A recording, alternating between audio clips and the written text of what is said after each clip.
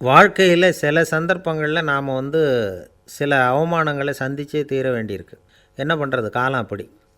அவமானப்படுறவங்க உடனே அடங்கி போய்டுறது தான் உலக வழக்கம். அவமானப்பட்டால் உடனே சீறி எழறவங்களும் உண்டு. ஆனால் அதையே ஒரு சவாலாக எடுத்துக்கிட்டு முன்னுக்கு வர்றவங்களும் சில பேர் இருக்கிறாங்க. அவங்க ரொம்ப அபூர்வம். இன்றைக்கி மனோதத்துவ நிபுணர்கள்லாம் என்ன சொல்கிறாங்க தெரியுமா? அவமானப்பட்டுட்டா உடனே அடங்கி போயிடக்கூடாதான். அதையே ஒரு சவாலாக எடுத்துக்கிட்டு மனசில் ஒரு வைராக்கியத்தோடு முயற்சி பண்ணினா வாழ்க்கையில் எல்லோரும் முன்னேறலாமா. அவமானங்கிறத நாம் வைராக்கியமாக மாற்றிக்கணும். அதுதான் வெற்றிக்கு வழி. ராமர் இந்த பூமியில் பிறந்ததே ஒரு வைராக்கியத்தினால தான் சார் அப்படின்னார் ஒருத்தர். எப்படிங்க அது அப்படின்னு கேட்டேன். அவர் சொன்னார், தசரதருக்கு ராமர் குழந்தையாக பிறக்கணும், அப்போ தான் இங்கே இருக்கிற கஷ்டங்கள்லாம் நீங்கும் அப்படின்னு சர்வ லோகமும் எதிர்பார்த்துக்கிட்டு இருக்குது. ஆனால் அவர் எப்போ பிறப்பார் அப்படின்னு யாருக்கும் தெரியல. அந்த காரியம் சீக்கிரம் நடக்கணுமே, அதுக்கு என்ன பண்ணுறது? நாரதர் வந்தார் ஒரு நாள் தசரதரை தேடி. தசரதா, உனக்கு ஒரு செய்தி தெரியுமான்னு ஆரம்பித்தார். அவர் எப்பவும் இப்படித்தானே ஆரம்பிக்கிறது வழக்கம். என்ன விஷயம்னு கேட்டார் தசரதர். தசரதா, நீ அடிக்கடி உன்னோட தேரில் ஏறிக்கிட்டு தேவலோகத்துக்கு போகிற, அங்கே போகிற வர்ற எல்லாம் பண்ணிகிட்ருக்க, எல்லாம் சரி. தேவலோகத்துலேயும் உன்னை நல்லபடியாக தான் வரவேற்கிறாங்க. தேவேந்திரன் உன்னை பிரியமாக அழைச்சிட்டு போய் தன்னுடைய அரியாசனத்திலேயே தனக்கு பக்கத்திலேயே உட்கார வைக்கிறான். நீயும் சந்தோஷமாக உட்காந்து பேசிவிட்டு வந்துடுற. ஆனால் நீ இங்கே வந்ததுக்கு அப்புறம் அங்கே என்ன நடக்குது தெரியுமா உனக்கு அப்படின்னாரான் நாரதர். என்ன நடக்குது எனக்கு ஒன்றும் தெரியலையே அப்படின்னாரான் தசரதர்.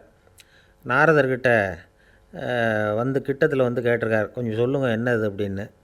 அவர் நெருங்கி வந்தாரான் நாரதரும். மெதுவாக அவர் காதோட காதாக சொன்னாராம். அதாவது நம்ம பாஷையில் சொல்லப்போனால் பற்ற வைக்கிறார். நீ அங்கே தேவேந்திரங்கிட்ட உட்காந்து பேசிவிட்டு வந்த பிறகு நீ அங்கே உட்காந்துருந்த அரியாசனத்தை தண்ணி ஊற்றி கழுவி சுத்தப்படுத்துகிறாங்க. நீ என்ன அந்த அளவுக்கு சுத்தம் இல்லாத ஆளா? தினம் குளிக்காமையாக இருக்கிற அப்படின்னாராம். தசரதருக்கு இது ரொம்ப அவமானமாக போயிட்டுது. அப்படியே செய்கிறாங்க அப்படின்னாராம். ஆமாம், நீ வேணும்னா நான் சொல்கிறது உண்மையாக இல்லையா அப்படின்னு சோதனை பண்ணி பார்த்துக்கோ அப்படின்னாரான் நாரதர். உடனே தசரதர் இதுக்காகவே புறப்பட்டு தேவலோகம் போனார். அங்கே வழக்கம் போலவே இவரை கூப்பிட்டு உட்கார வச்சு பேசிக்கிட்டு இருந்தான் தேவேந்திரன். கொஞ்ச நேரம் பேசிக்கிட்டு இருந்துட்டு சரி நான் கிளம்புறேன்னு புறப்பட்டார். சரி, அவனும் வாசல் வரைக்கும் வழி அனுப்பி வச்சுட்டு உள்ளே போயிட்டான். தசரதர் வெளியில் கொஞ்சம் நேரம் மறைஞ்சி இருந்துட்டு மெதுவாக உள்ளே எட்டி பார்த்தார் என்ன நடக்குதுன்னு. நாரதர் சொன்னது உண்மை தான். தசரதர் உட்காந்துருந்த ஆசனத்தை அங்கே 2 தேவர்கள் கழுவி சுத்தப்படுத்திக்கிட்டு இருக்கிறாங்க. தசரதரால் இதை தாங்கிக்க முடியல. அவருக்கு ரொம்ப அவமானமாக போச்சு. நேராக கிடுகிடுன்னு தேவேந்திரங்கிட்டே போனார். நான் உட்காந்துருந்த இருக்கையே சுத்தம் பண்ணுறியே, நான் என்ன அந்த அளவுக்கு பாவியா அப்படின்னு கேட்டார். ரொம்ப கோபமாக கேட்டார். தசரதரே, மனுஷனுக்கு 3 கடன்கள் உண்டு. தேவக்கடன், ரிஷி கடன், பித்ரு கடன். இதை தீர்க்காதவன் பாவியாகிறான். இதில் மகனை பெறுவதால் தான் பித்ரு கடன் தீரும்.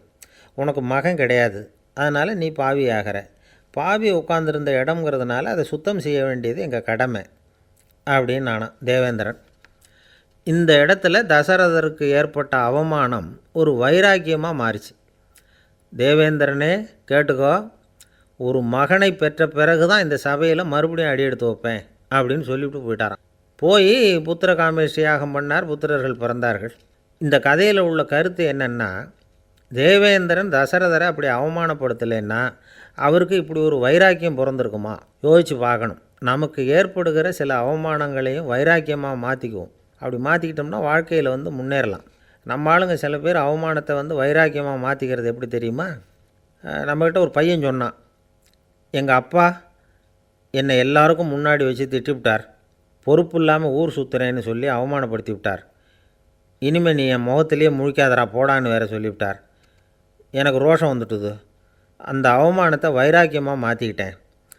அன்னையிலேருந்து அவர் முகத்திலேயே முழிக்கிறதில்ல அப்படின்னா. அப்படியான்னு கேட்டோம்.